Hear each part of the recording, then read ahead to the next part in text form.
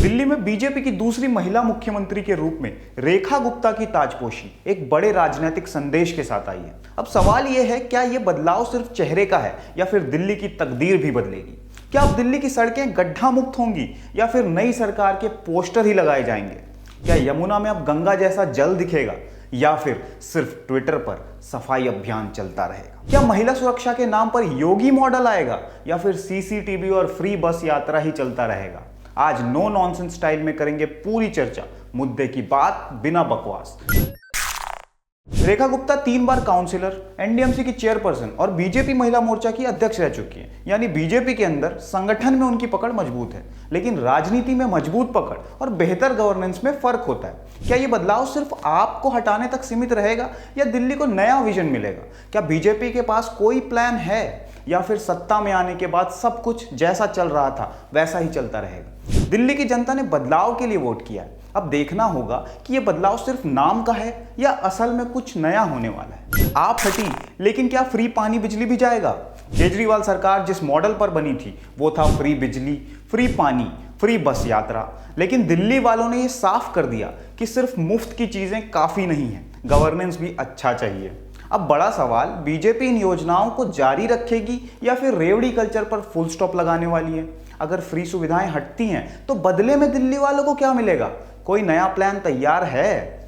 आपको हटाना आसान था, लेकिन अब सरकार को जनता को यह भी समझाना होगा कि दिल्ली को मुफ्त योजनाओं से बेहतर क्या मिल सकता है। यमुना अब साफ होगी या सिर्फ नया जुमला मिलेगा? यमुना की सफाई पर केजरीवाल के वादे याद हैं?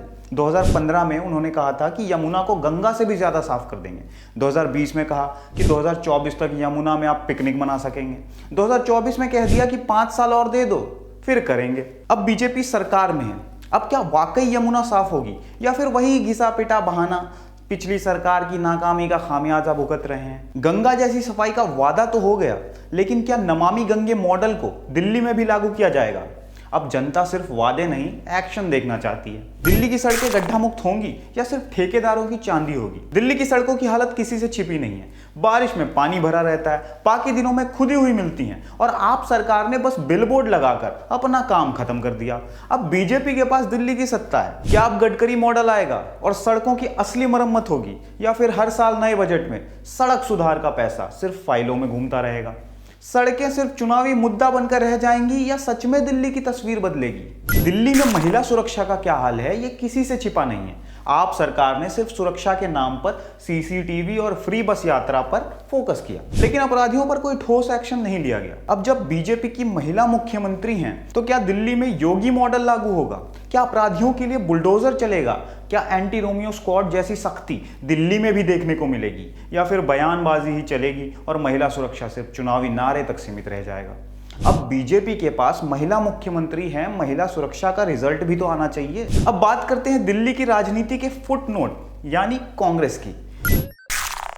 2013 में 8 सीटें, 2015 में 0 सीटें, 2020 में 0 सीटें और 2025 में फिर से 0। माननीय सभापति जी, सन 2014 के लोकसभा चुनाव दिल्ली की जनता ने कांग्रेस को कितनी सीटें दी? 0। 2015 के विधानसभा में कांग्रेस को कितनी सीटें दी? 0। 2019 के लोकसभा में कितनी सीटें दी? 0। 2020 के विधानसभा में कितनी सीटें दी? 0। 2024 के लोकसभा में कितनी सीटें दी? 0। 2025 के विधानसभा में कितनी सीटें दी? 0। जब दिल्ली की सत्ता बदल रही थी तब राहुल गांधी कहां थे? विदेश में, यात्रा पर या फिर ट्वीट करने में बिजी थे? कांग्रेस अब दिल्ली की राजनीति में इररिलेवेंट हो चुकी है। अब तो दिल्ली में विपक्ष भी आप ही बन चुका है, क्योंकि कांग्रेस को कोई सीरियसली लेने को तैयार नहीं है। अब आपका रोल क्या रह गया है? दिल्ली की सत्ता से तो आपका दौर खत्म हो चुका है, लेकिन क्या आम आदमी पार्टी का सफर अब दिल्ली की राजनीति से भी खत्म होने वाला है? अब जब बीजेपी दिल्ली में सत्ता में आ चुकी है, तो क्या आप सिर्फ प्रदर्शन, धरने और प्रेस कॉन्फ्रेंसों की पार्टी बनकर रह जाएगी? क्या अब केजरीवाल सरकार के घोटालों की पूरी परतें खुलेंगी? क्या आप दिल्ली में सिर्फ एक ट्विटर अपोजिशन बनकर रह जाएगा? 4 बार मुख्यमंत्री बनने का वर्ल्ड रिकॉर्ड बनाना है। अब मुख्यमंत्री बनूंगा और पूरे विश्व में मेरा डंका बचेगा, पूरा मतलब वर्ल्ड रिकॉर्ड बनाऊंगा। काम नहीं करूंगा, खाली मुख्यमंत्री बन के रिकॉर्ड बनाऊंगा। देखिए, हमने बहुत विकास किया है, 10 साल में हमने बहुत विकास किया है। देखिए, जल घोटाला, शीश महल घोटाला, ये देखिए डीटीसी घोटाला और ये यमुना घोटाला, और ये शराब घोटाला, तो हमारे इतना कोई काम कर नहीं सकता है। अब मुझे मुख्यमंत्री बनना है, कोई बहुत मैं परेशान हूँ 4 बार मुख्यमंत्री बनने के लिए। अब देखिए मोदी जी यमुना साफ कर रहे हैं, तो मैं करता तो और अच्छे से करता। दिल्ली की जनता ने अब इस बदलाव की गाड़ी को आगे बढ़ाया है। अब देखना होगा कि आपके लिए ये फुल स्टॉप है या फिर सिर्फ कॉमा। अब असली सवाल, दिल्ली में क्या बदलेगा? क्या दिल्ली अब मोदी मॉडल अपनाएगी? क्या गड्ढों की जगह फ्लाईओवर दिखेंगे?